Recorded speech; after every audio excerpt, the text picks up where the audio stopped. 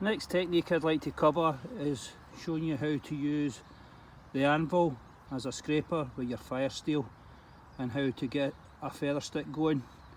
So let's have a look at this then. So here's the anvil, and this anvil's been sharpened to 90 degrees, so it's really sharp and it does fire off sparks on a fire steel, no problem.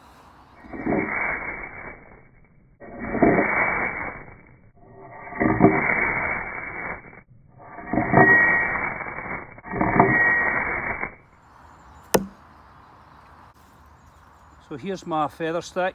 It's quite loosely done here, and I'll show you how we go about placing the fire steel on the shaft of your feather stick and use the scraper to get it going. And here's my fire steel, and what I like to do to get this going, get it under control, is place the fire steel on the actual shaft of the feather stick, so it's sitting like that, and jam it right up against the bottom of the feathers.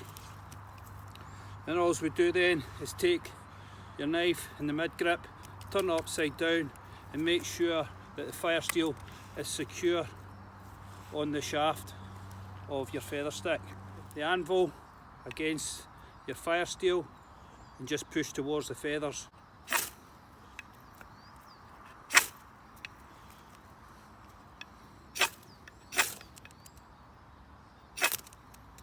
There we go. Up, back out again.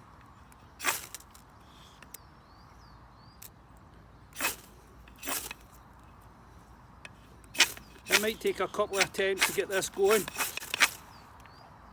There we are.